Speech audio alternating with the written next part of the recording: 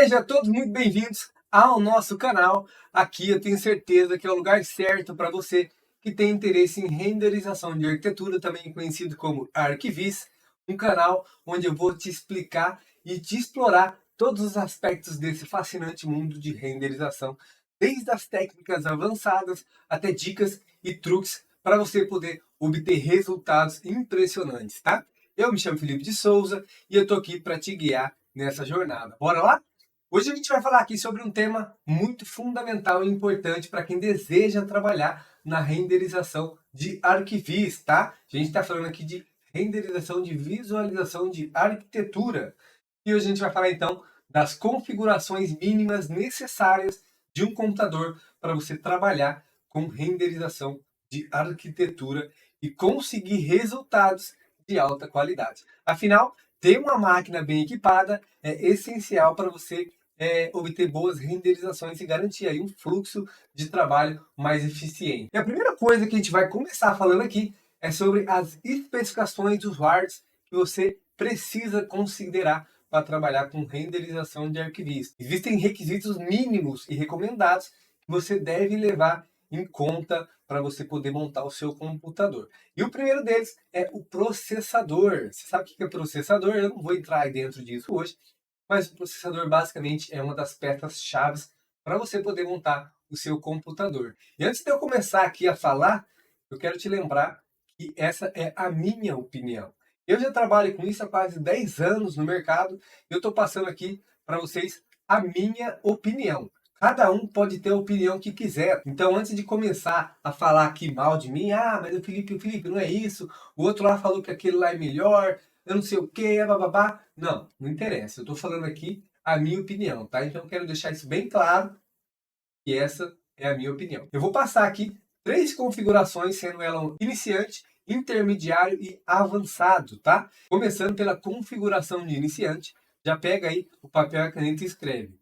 Um processador Intel Core i7-3770 ou um AMD Ryzen 7 3700X. Esses dois têm quase o mesmo preço de mercado, tá? E vão te entregar quase os mesmos resultados. O que muda aí é a marca, que uma é Intel e a outra é a AMD. Eu particularmente gosto de utilizar a AMD, tá? Então aí vai de acordo com o que você achar melhor. O processador é um componente chave, como eu já disse para você acelerar o tempo de renderização. Depois do processador, você vai precisar das memórias RAM. E para esse computador de iniciante, eu recomendo para você colocar 16 GB de memória RAM. Felipe, mas 16 vai ficar caro. Dá para começar com 8? Dá. Dá para começar com 8, mas eu não recomendo, tá? Dependendo da cena que você vai trabalhar, você vai ter problemas aí. Então, 16 GB de memória RAM, você não vai ter problemas como esse. A memória RAM tem a função de armazenar temporariamente os dados que estão sendo utilizados ali pelo seu software, ali pelo seu programa que você está utilizando, tá? É ele que permite que o processador acesse rapidamente as informações necessárias para poder realizar as tarefas, tá? Um exemplo disso é que eles vão ser responsáveis por buscar a textura da sua cena. E quanto maior a quantidade da memória, mais rápido ele vai fazer esse trabalho, tá? Mas para esse computador, eu indico para você aí ficar na casa dos 16 GB de memória, tá bom? Agora vamos para a placa de vídeo.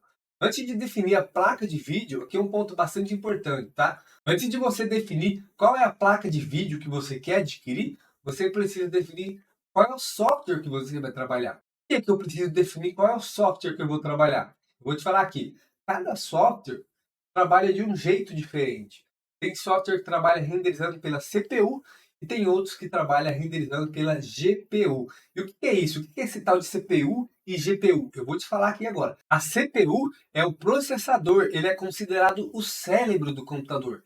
Ele é responsável por executar as tarefas gerais e diversas operações complexas, tá? Então ele é projetado para lidar com uma ampla variedade de instruções, como operações matemáticas, lógicas, de controle de entrada e de saída. Então, ele serve para esses tipos de coisa. A CPU também possui poucos núcleos, tá? Geralmente é de 12 a 16, hoje eu acho que tem um pouco a mais, mas cada núcleo é capaz de executar uma ampla gama de tarefas sequenciais, tá? A sua arquitetura é otimizada para executar uma única tarefa de cada vez com alta precisão e eficiência. A CPU é ideal para tarefas que exigem forte poder de processamento central ali. Então, ela é, assim, é fundamental para a execução de programas, cálculos complexos, gerenciamento de sistemas operacionais, entre outros, tá? Não vou entrar a fundo nisso aqui. Agora, a GPU é a placa de vídeo. Por sua vez, ela é projetada especificamente para processamento gráfico e visual, tá? Ela é composta aí por centenas ou até milhares de núcleos menores e a GPU é otimizada para executar cálculos altamente paralelos simultaneamente, o que torna aí exatamente eficiente para um processamento massivo de dados, tá? A sua arquitetura é voltada para um processamento em paralelo, permitindo lidar com tarefas gráficas intensivas como renderização 3D, simulações físicas, inteligência artificial, mineração de criptomoeda e outras aplicações que envolvem grande volume de cálculo simultâneo. Tá? Ao contrário da CPU, a GPU não é tão eficiente para tarefas sequenciais e não se beneficiam de um processamento paralelo. Tá? E por que eu estou te falando isso? Vamos lá, às vezes você até se confundiu aqui. Cada software trabalha de uma maneira diferente, trabalha de uma forma diferente. Né? Tem os que trabalham utilizando a CPU e tem os que trabalham utilizando a GPU. Hoje eu estou falando aqui sobre um computador para você trabalhar com renderização de arquivos utilizando o 3ds Max e o Corona Render, que é o que eu trabalho, tá? Esses softwares utilizam a CPU para renderização. Então, isso quer dizer que a placa de vídeo não é tão necessária para você gerar os seus renders utilizando esses softwares. Então eu indicaria para você aqui uma placa de vídeo um pouco menos poderosa, vamos dizer assim, né? Não precisa ser daquelas mais caras. Isso já vai te ajudar a aliviar um pouco aí no preço, tá? E sim, antes que você me pergunte, ela vai ser necessária para você, tá?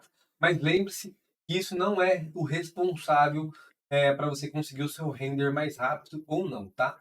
Então a placa de vídeo NVIDIA GeForce GTX 1050 já seria o suficiente aí para você. E por fim, o armazenamento também é relevante, tá? Utilizar um SSD ao invés de um HD é muito mais recomendado porque ele oferece velocidade de leitura e gravação muito mais rápida e é altamente recomendado para o sistema operacional, tá? Desde o software ou até arquivos dos seus projetos. Então, um SSD de 240 GB para você já daria para brincar. Essas são as peças que você deve levar em consideração para montar um computador nível iniciante para você trabalhar com renderização de arquivos.